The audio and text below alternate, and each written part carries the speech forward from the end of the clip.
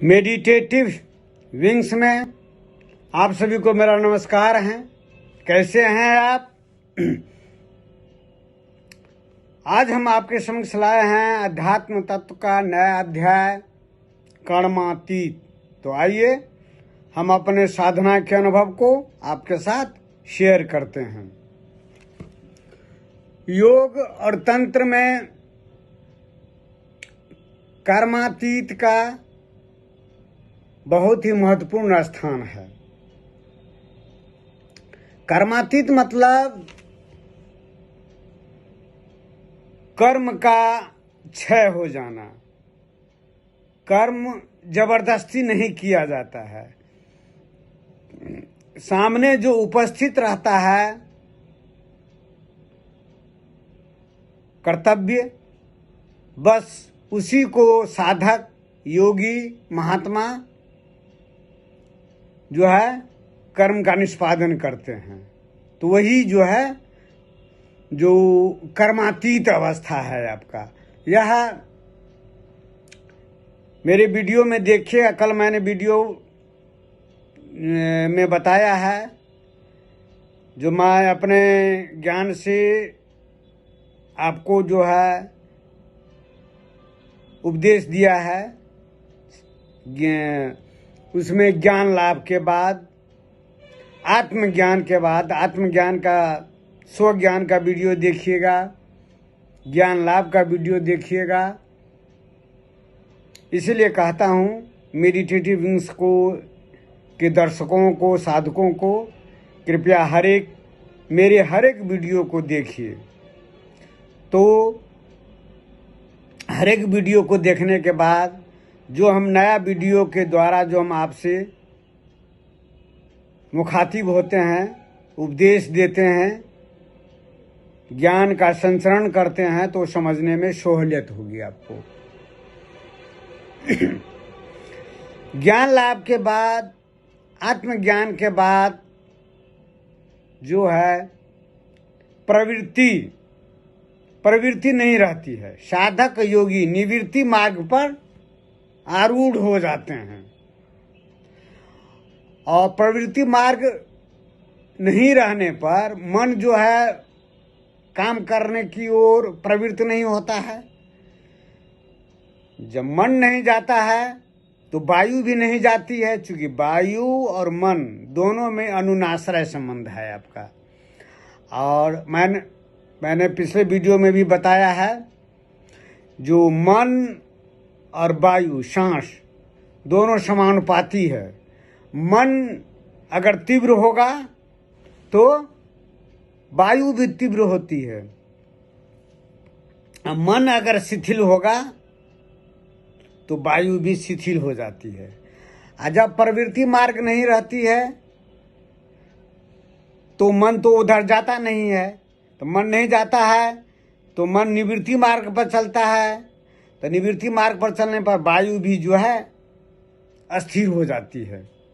ऐसे साधक, योगी और महात्मा का बात करने में भी जो है अनावश्यक बात, अगर परिवार में है, अगर घर गृहस्थी चला रहे हैं, अगर आप बिजनेस कर रहे हैं, अगर आप विद्यार्थी हैं, उद्योग चला रहे हैं, तो वो तो कर्म, उससे जुड़ा हुआ जो कर्म है वो तो करना ही पड़ेगा आपको। कर्म तो आपको छूट नहीं सकता है।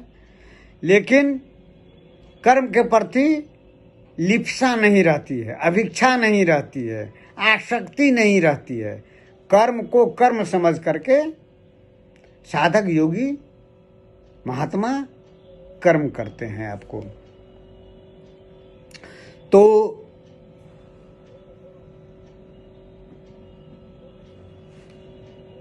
कर्मातीत अवस्था में जब कर्म का क्षय हो जाता है और ज्ञान लाभ, आत्मज्ञान के बाद जो साधक और योगी जो है, जो बलपूर्वक जो है कर्म नहीं करते हैं। तो इसी संदर्भ में रामकृष्ण परमहंस अपने शिष्यों से कहे हैं, जो एक दिन मैं गंगा नदी में उतर करके सूरज को मैं अर्घ दे रहा था ऐसे करके, लेकिन अर्घ जो देने लगा तो मेरे हाथ ऐसे गिर गए और सारा पानी जो है, जो सूर्य भगवान को अर्घ देने के लिए था, वो अपने आप गिरने लगा। तो मैंने यही समझा, रामकृष्ण परमहंस का यही उपदेश था शिष्यों से, तो मेरा कर्म गलित हो गया था, अब मेरा कर्म कुछ भी शेष नहीं था। यह अवस्था आती है कब? साधुकों के लिए, योगियों के लिए, महायोगियों के लिए, जब कर्म का क्षय हो जाता है, भोग का नाश हो जाता है, तब यह स्थिति उत्पन्न होती है, कर्मातीत अवस्था। कर्मातीत अवस्था वह आत्मज्ञान, ज्ञान लाभ के बाद की जो है, जो स्थिति है आपका। और जब तक ज्ञान लाभ नहीं होता है, आत्मज्ञान नहीं होता है, ज्ञान की प्राप्ति नहीं होती है, तब तक जो है यह परम ब्रह्म परमात्मा आपको लगाए रहते हैं सृष्टि में सहयोग करने के लिए। सृष्टि में चूंकि परमात्मा, जगत क्या है, संसार क्या है, उसी का विस्तार है। यह संसार अलग नहीं है, यह चेतना का ही विस्तार है। यह आत्मज्ञान, ज्ञान लाभ के बाद आपको अनुभूति होगी। यह संसार, यह प्रकृति, पुरुष, यह आद्याशक्ति, महामाया, सब यह परम ब्रह्म परमात्मा का ही विस्तार है आपका। वही जो है जब नीचे उतरता है, जब उसमें गति आ जाती है, तब जड़ वही प्रकृति बन जाती है, महामाया बन जाती है, यह दृश्य जगत उत्पन्न हो जाता है। ये मेरी वीडियो में देखिएगा, मैंने हर एक वीडियो में आपसे जो है ज्ञान का, इस उपदेश का मैंने आपसे साझा किया है, अपने साधना के अनुभव को। तो यही है आपका कर्मातीत अवस्था। कर्मातीत अवस्था शुरू में नहीं आती है। शुरू में कोई कहेगा जो हम कर्मातीत अवस्था हो जाएंगे, ध्यान के बाद भी है, जब समाधि भी लग जाती है, तब धीरे धीरे धीरे धीरे जो है स्वतः अपने आप अनुभव में आने लगता है। जब उससे कर्म बलपूर्वक नहीं किया जाता है, तब उसकी निवृत्ति मार्ग हो जाती है। तब साधक योगी निवृत्ति मार्ग पर चलने के लिए अग्रसर हो जाते हैं। तो वही स्थिति हो जाती है। पका हुआ जो बर्तन रहता है ना, कुम्हार को देखते हैं, जो पका हुआ बर्तन रहता है, जो फूट जाता है, उसे फिर नया बर्तन नहीं बना पाता है। जो कच्चा मिट्टी रहता है, फूट जाता है, चक्की पर चलाते चलाते फिर उसको मथ करके बनाता है। ये सृष्टि परमात्मा जो है, जब तक ज्ञान लाभ नहीं होता है, आत्मज्ञान नहीं होता है, तो आदमी जब तक भोग का क्षय नहीं होता है, कर्म का क्षय नहीं होता है, तब तक वो आदमी जो है कच्चा ही रहता है। फिर उसको जो है यह परम ब्रह्म परमात्मा, चेतना, महाचेतना फिर सृष्टि में लगा देता है। फिर जन्म होता है, मृत्यु होता है, फिर वही पुनरावृत्ति होता है, फिर वही कर्म करता है। जब धीरे धीरे धीरे धीरे विकास करते करते करते करते ज्ञान की प्राप्ति होती है, सब समझ लेता है, तब परमात्मा समझ देते हैं अब इसे कर्म तो अब इसे होगा ही नहीं। यह तो परमात्मा भाव में स्थित हो गया है, यह तो ब्रह्म स्वरूप अपने खुद हो गया है। परमात्मा, यह परमात्मा ही बन गया है। तो वो तब फिर उसका वो जन्म आखिरी जन्म होता है उसको। तब फिर परमात्मा में, चेतना में होकर के वह चेतनामय हो जाता है, वह चेतना ही बन जाता है, परम चेतना। उसी ढंग से जैसे किसान जो है, जो पका हुआ जो बीज रहता है, जिसको आग में भून दिया जाता है, तो क्या उससे पौधा निकलेगा? नहीं निकलेगा। और जो बीज कच्चा रहता है, उसी किसान जो करता है, किसान उसी कच्चा बीज को पृथ्वी में बोता है, तो पौधा उत्पन्न होता है। अब पका हुआ जो भून दिया जाता है बीज को, उससे पौधा नहीं निकलता है। तो ज्ञान प्राप्ति का मतलब है स्वज्ञान के बाद जो है यह कर्मातीत अवस्था होता है, उसे कर्म होगा ही नहीं, उससे सृष्टि होगी ही नहीं उससे। वह सब कुछ को जान लिया है, और जो सब कुछ को जान लिया है वह सब कुछ कर सकता है। सिद्धि तो उसके लिए एक बौना है।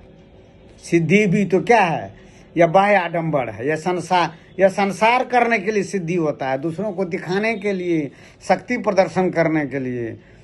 आज शक्ति प्रदर्शन में क्या होता है, अहंकार उत्पन्न हो जाता है, अहंकार। तो भगवान श्री कृष्ण ने क्या कहा है गीता में, अर्जुन अगर किसी को एक भी सिद्धि रहेगी, अष्ट सिद्धि नवनिधि के दाता है ना, जो हनुमान चालीसा में पढ़ते होंगे, जो पवन पुत्र हनुमान को जो है अष्ट सिद्धि नवनिधि के दाता है, तो भगवान श्री कृष्ण कहते हैं गीता में अर्जुन से, अर्जुन अगर किन्हीं साधक को, किन्हीं योगी को, किन्हीं महात्मा को एक भी सिद्धि रहेगी तो मैं नहीं मिलूंगा, क्योंकि सिद्धि ही अहंकार है। अहंकार क्या है, यह मन का यह विकार है, मन के ही विकार। जब तक जो है ये गलता नहीं है तो मैं नहीं मिलूंगा। मैं नहीं मतलब क्या, मैं परमात्मा नहीं मिलूंगा। तब तो संसार करे ना, सिद्धि आ गया, दूसरों को दिखावे, अपना ताकत दिखावे। सिद्धि से क्या होता है, एक ताकत मिल जाता है, ताकत मिल जाता है, लोगों में अपना वर्चस्व कायम करता है, प्रचार प्रसार करता है। तो संसारी हो गया, संसार में लगा रहेगा। उसको फल को भोगने के लिए फिर शरीर धारण करना पड़ेगा, फिर जन्म लेना पड़ेगा, फिर मरना पड़ेगा। यह तो चक्र चलता ही रहेगा। तो सिद्धि भी परमात्मा के मिलन में एक बाधा हो जाता है। ये हर एक वीडियो को देखिए, मैंने विस्तार से बताया है। तो कर्मातीत अवस्था योगियों के लिए, महायोगियों के लिए, संत के लिए, महात्मा के लिए यह परम अवस्था है। उसके बाद तो कर्मातीत अवस्था ही है आपका ज्ञानातीत अवस्था। कर्मातीत अवस्था, ज्ञानातीत अवस्था। ज्ञानातीत मतलब क्या है, ज्ञान है तो अज्ञान भी है, दिन है, दिन का ज्ञान है तो रात का भी ज्ञान है। अगर किसी का ज्ञान है तो अज्ञान भी है, और वो परम चेतना में भी तो ज्ञान भी विलीन हो जाता है। यह ज्ञान किताबी ज्ञान नहीं होता है, वेद शास्त्र ग्रंथ, फिजिक्स, केमिस्ट्री, बायोलॉजी, मैथमेटिक्स, ये सब वो तो परम चेतना का निचला स्तर है, परम चेतना से निचला स्तर है। मैंने वीडियो में बताया है ना, अन्नमय कोश, प्राणमय कोश, मनोमय कोश, विज्ञानमय, ज्ञानमय कोश और आनंदमय कोश। तो आनंदमय कोश यही शास्त्रार है, चेतना का परम शांति है। तो उसके निचले स्तर है विज्ञानमय कोश, ज्ञानमय कोश। वहीं से ज्ञान विज्ञान सब चीज आता है। ये ज्ञान विज्ञान के बाद भी जो है यहाँ पर वह ज्ञानातीत अवस्था है, यह परम चेतना का। अगर ज्ञान भी रहेगा वो भी बाधा स्वरूप है, वो भी छोड़ना पड़ता है। जितना चीज जान लिए हैं ना, सबको विस्मृत करना पड़ता है। जब ध्यान की समाधि में रहिएगा, ध्यानास्थ उसको भेदन कीजिएगा, अज्ञान चक्र से ऊपर शास्त्रार्थ की ओर जाइएगा, तो ज्ञान भी उसमें समा जाता है। द्वंद्व जो देखते हैं संसार, द्वंद्व क्या है, संसार है, यह मन का विकार है। मान अपमान, सुख दुख, रोग शोक, यह क्या है, मन का विकार है, मन का खेल है, यह कल्पना मात्र है। कल्पना मात्र कौन, जब तक नीचे में रहिएगा तब यह आपको दिखाई पड़ेगा यह सत्य है। आज जब ये ऊपर की ओर जाइएगा शास्त्रार्थ की, वो तो सब विलीन हो जाता है, द्वंद्व भी विलीन हो जाता है, ज्ञान भी विलीन हो जाता है। तब तो कुछ बचता ही नहीं है। जो कुछ नहीं है वहां पर वही ब्रह्म है, वही परम चेतना है, वहीं से सब कुछ आता है। इतना ज्ञान हो जाने पर स्वज्ञान, आत्मज्ञान, ज्ञान लाभ, कर्मातीत अवस्था है। कर्म नहीं किया जा सकता जबरदस्ती। उस अवस्था में कर्म अपने आप होने लगता है। आप सोचिएगा, साधक योगी महात्मा सोचते हैं और कर्म अपने आप होने लगता है। उस अवस्था में वो परमात्मा ही उसका काम करते हैं। ये परम चेतना, ब्रह्म चेतनामय शक्ति ही योगी का काम करने लगते हैं, अपने आप होने लगता है। ये विचित्र अवस्था है। मेरा वीडियो को देखिएगा, ब्राह्मी स्थिति योगारूढ़, मैंने उसमें विशद वर्णन किया है। तब योगियों का जो है एक ऐसी अवस्था आ जाती है जो चिंतन होता है, मनन होता है, और वह काम जो है खुद ब खुद हो जाता है। ये संकल्प करता, मन में विचार आया, वो आदमी आए मिलने के लिए, और वो आदमी वहाँ से चल पड़ता है। मन आता, मन में इच्छा होती है ये हम भोजन करूं, दूसरा आदमी भोजन लेकर के आ जाता है। ये विचित्र अवस्था है योगियों के लिए। ये जिनको होता है वही समझता है, दूसरा आदमी क्या समझे। दूसरा आदमी को बताने से भी नहीं समझ में आता है, क्योंकि मन उतना परिपक्व नहीं हुआ है। मन साधना के बल पर जो है नहीं साधित हुआ। यह मन क्या है? बिगड़ेल घोड़ा है। मन बिगड़ेल घोड़ा है। घुड़सवार जो है बिगड़ेल घोड़ों को जब यह साध लेता है तो वही घोड़ा जो है घुड़सवार के इशारे पर चलने लगता है। लेकिन उसके पहले घोड़ा जो है घुड़सवार को कितना बार गिराता है, उठाता, पटक देता है, गिराता है, घायल भी कर देता है।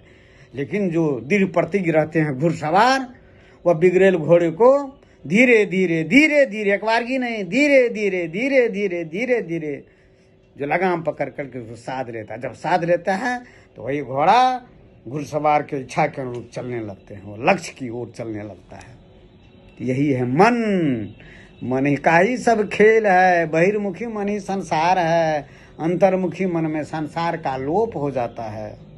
संसार का यह विश्व सृष्टि मन की ही कल्पना मात्र है। यह शरीर, मन, बुद्धि, चित्त, अहंकार सब कल्पना मात्र है, स्वप्न मात्र है।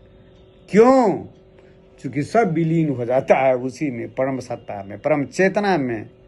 मन भी, प्राण भी, आए पंच महाभूत जो देख रहे हैं, यह शरीर बना हुआ है, उसका भी सूक्ष्म अंश जो है, क्षिति जल पावक गगन समीर, वो सूक्ष्म अंश जो है पंच तत्व में विलीन हो जाता है। यह स्थूल तत्व स्ट्रक्चर जो देख रहे हैं बाहरी, यह सबवत हो जाता है और फिर इसको अग्नि में प्रज्वलित कर दिया जाता है। और जो रहता है वह स्थूल शरीर भी पंच जहाँ जहाँ से मिल करके बना है यह स्थूल शरीर, उसमें वो विलीन हो। यह खेल है परमात्मा का, सृष्टि का। इसीलिए ज्ञान लाभ के बाद साधक जो है कभी कभी हंसते हैं सृष्टि को देख करके, या कभी रोते हैं। रोते हैं क्यों?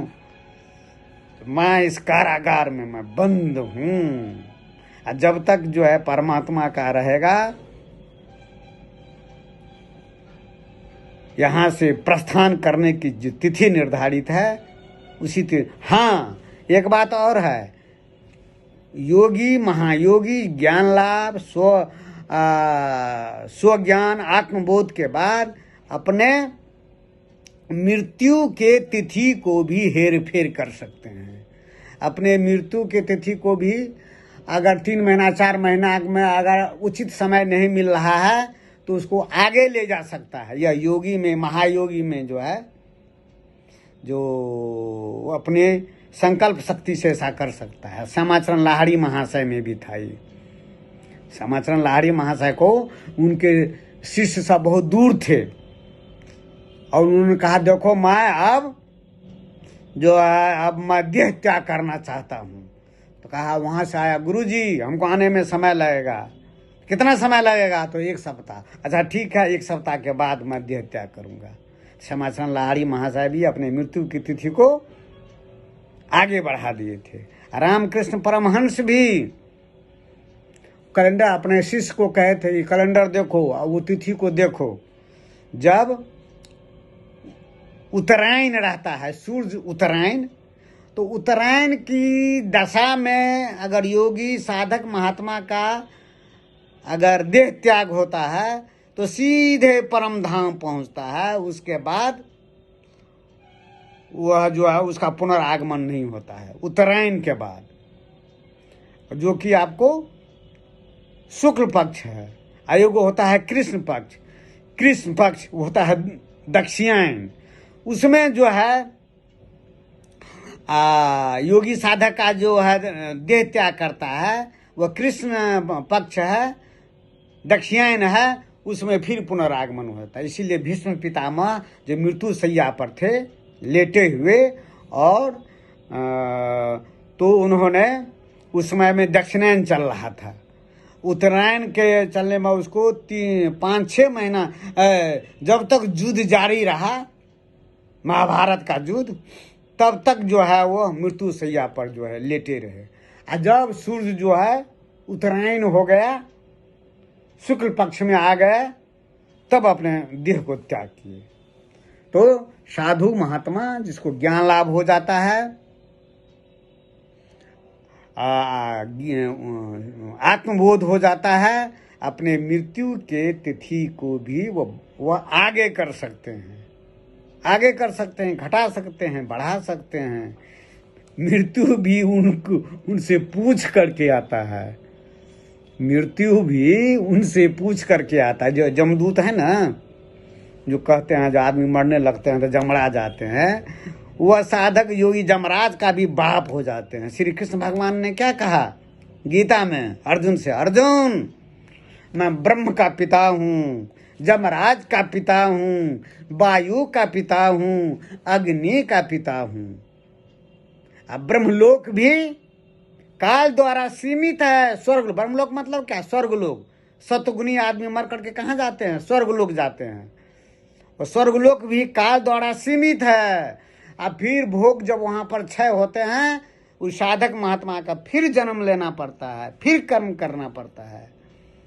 एक परम धाम जो सहस्त्रार है, जिसको श्री कृष्ण भगवान ने कहा मेरा परम धाम है, वहाँ पर पहुँचने पर शून्य में यह ब्रह्मलोक, स्वर्गलोक, ब्रह्मलोक यहाँ अज्ञान चक्र है, ब्रह्मलोक, इसी को स्वर्गलोक कहा जाता है। और यहाँ पर जो है शून्य जगत परम धाम है, गोलोक है। वहाँ पर जाने पर संत महात्मा का पुनरावर्तन नहीं होता, पुनरागमन नहीं होता है, शरीर धारण नहीं करना पड़ता है। तो यही है कर्मातीत अवस्था। यह सृष्टि जो है परमात्मा का ही है। परमात्मा कुछ भी सृष्टि, स्थिति, प्रलय सब परमात्मा करते हैं। यह ज्ञान लाभ आत्मज्ञान के बाद परिलक्षित होता है। तो आज इतना ही, फिर दूसरे दिन हम नया अध्याय को लेकर के आएंगे। तब तक नमस्कार, धन्यवाद।